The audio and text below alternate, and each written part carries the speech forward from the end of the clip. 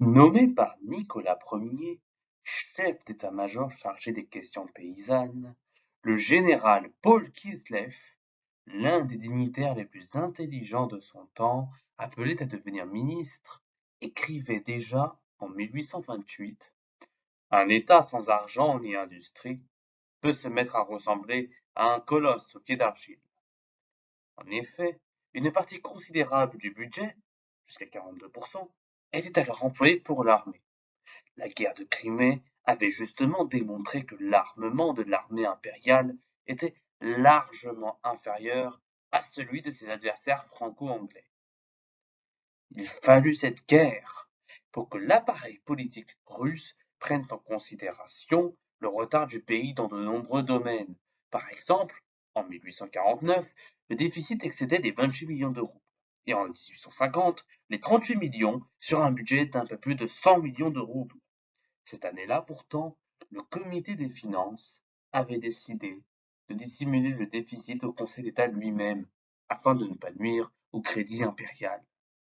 Sous le règne de Nicolas Ier, le développement économique de la Russie s'effectuait avec une incroyable lenteur. Certes, les chiffres faisaient état d'une croissance certaine, mais en valeur absolue.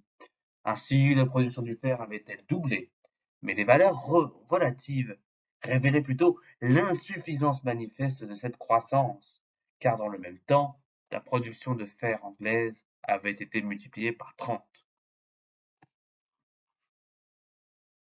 Ici, vous trouvez une frise chronologique. Vous pouvez la consulter comme vous le désirez. Elle est censée accompagner votre compréhension du sujet. L'histoire du servage en Russie.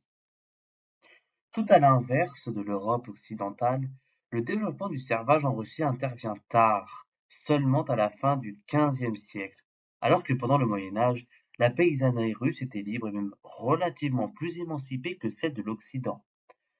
Figurez-vous que c'était justement au moment où le servage était en train de disparaître en Occident qu'il est introduit en Russie.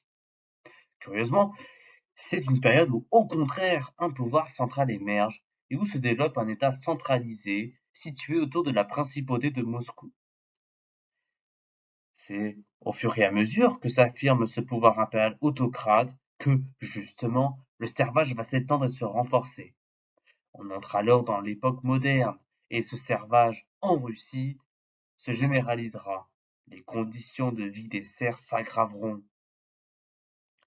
Les conditions légales des serfs étaient également différentes de l'Occident et, par certains aspects, étaient même intermédiaires avec l'esclavage. Depuis le XIVe siècle, la Russie avait subi de violentes invasions, tatars et mongols, chacun successeur de la Horde d'Or, à partir notamment du Khanat de Crimée. Cela faisait fuir les paysans des régions les plus exposées. Pendant ce temps, la Russie s'affirmait et se structurait autour de la principauté de Moscou.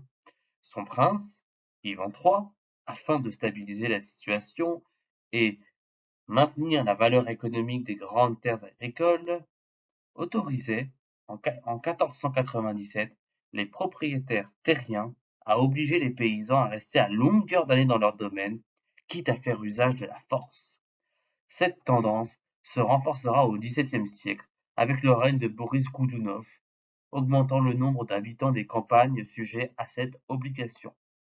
Devant la multiplication de cas de fuite des paysans qui s'échappaient des domaines nobiliaires, le servage va se retrouver réglementé et codifié en 1649 par le tsar Alexandre Ier. C'est le fameux code Ouyurnier. Ces nouvelles mesures vont étendre encore plus le servage, cette fois à la quasi-totalité des terres agricoles de Russie et surtout dans les terres les plus fertiles. Le recensement, ordonné en 1719 par Pierre le Grand, montre que 80% des paysans sont des serfs. Dans la pratique, tous les paysans étaient désormais tenus d'être à perpétuité sujets d'un propriétaire terrien, avec interdiction pour eux, comme pour leurs descendants, d'en quitter le domaine. En conséquence légale, les nobles maintenaient ainsi le droit de vendre les terres conjointement avec les paysans qui vivaient dessus. D'autre part, au cours du XVIIIe siècle, s'était développée la vente de serfs sans les terres, parfois même aux enchères publiques, pratique qui n'était légalement ni autorisée, ni défendue. La condition des paysans se détériorera encore avec le règne de l'impératrice Ekaterina II. Pourtant, elle incarnait le prototype du despotisme éclairé. Supposément influencée par les idéaux des Lumières, la tsarine composera avec les nobles. Elle les dispensera du service militaire, renforcera leur pouvoir dans les campagnes en leur concédant le droit de déporter les serfs en Sibérie. Elle instituera le servage en Ukraine, récemment conquise, qui n'existait pas jusqu'alors. Cette politique d'aggravation, d'intensification du servage sera à l'origine de nombreuses révoltes paysannes.